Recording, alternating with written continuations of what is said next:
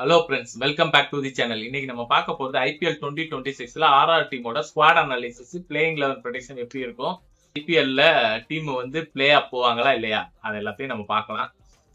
First RR பொறுத்த வரைக்கும் இந்த இடம் வந்து யங் டேலண்டையும் ஒரு எக்ஸ்பீரியன்ஸ் பிளேயர்ஸையும் வச்சுதான் ஒரு டீமை பில்ட் பண்ணியிருக்காங்க. ஆல்ரெடி கேப்டனா இருந்த சஞ்சுவையே ட்ரேடுக்கு அனுப்பிட்டு ஒரு யங் பிளேயரை நம்பி வந்திருக்காங்க அவங்க. இதுக்கப்புறம் ஃபியூச்சர் ஓரியன்டா போறது முடிவு எடுத்துட்டாங்க. கண்டிப்பா வந்து பிளே ஆஃப்ல போயே ஆகணுங்கிற ஒரு முடிவுல தான் இருக்காங்க. பார்க்கும் போதே தெரியுது. சஞ்சுவே ட்ரேட்ல கொடுத்துட்டு சாம் கரனையும் ஜடேஜாவையும் எடுத்திருக்காங்கன்னா அவங்களோட பவுலிங் யூனிட்டை ரொம்ப ஸ்ட்ராங் பண்ணணுங்கிற முடிவுல இருக்காங்க. சாம் கரன் இன்ஜுரி ஆகி வெளியே போயிட்டாரு, சனங்கா உள்ள வந்திருக்காரு. அவரும் அப்பப்போ ஒரு மேட்ச் ஆட தான் போறாரு. இந்த தடவை கேப்டனா வந்து ரியான் பராக் தான் பண்ண போறாரு. கண்டிப்பா வந்து பாத்தீங்கன்னா 2022ல ஃபைனல் வரைக்கும் வந்தாங்க, மிஸ் ஆயிடுச்சு. இந்த தடவை அந்த மாதிரி எதுவுமே நடக்கக்கூடாது, பக்காவா போகணும், பக்காவா ஜெயிக்கணுங்கிற ஒரு முடிவுல தான் இருப்பாங்க.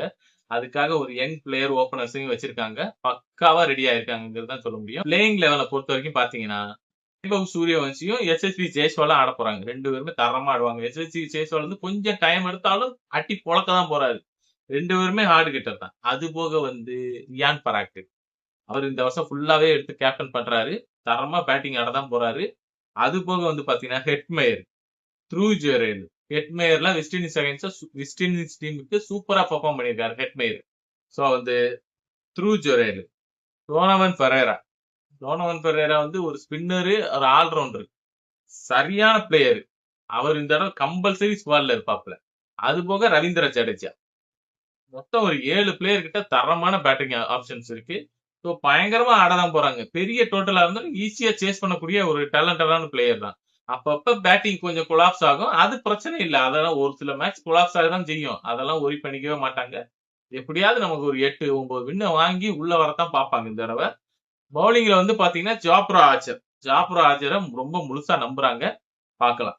அது போக வந்து ரவி பிஷ்னாய் இருக்காப்புல, நாண்ட்ரி பர்கர் சரியா வரலன்னா முப்பாக்கா இருக்காப்புல, ஆடன் லைன் இருக்காப்புல, நியூ பவுலர் வந்து இந்தியன் பவுலர் வேணும்னா குல்தீப் சைன் இருக்காப்புல. அதனால பவுலிங் ஆப்ஷன் நிறைய இருக்கு. துஷார் தேஷ் பாண்டியா ஃபைனலா, இம்பாக்ட் சப்பா சந்தீப் சர்மா வருவாப்ல. So bowling unit Sandeep Sharma, Tushar Deshpande, Nandre Burger, Jofra Archer, Jadeja, Ravi Bishnoi, 6 bowler கிட்ட வந்துட்டாங்க. அது போக ரியான் பராக் ஓவர் போடுவாப்ல, பிரச்சனையே இல்லை. பவுலிங் யூனிட் ரொம்ப ஸ்ட்ராங்கா இருக்கு.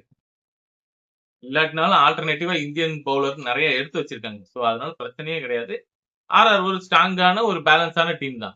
பட் இந்த ஸ்ட்ராங்கான பேலன்ஸான டீம் ரியான் பராக் எப்படி கேண்டில் பண்ணி டீம் அப்படியே கரெக்டா பிளே ஆஃப் கொண்டு போறாங்கன்னு தான் பார்க்கணும்.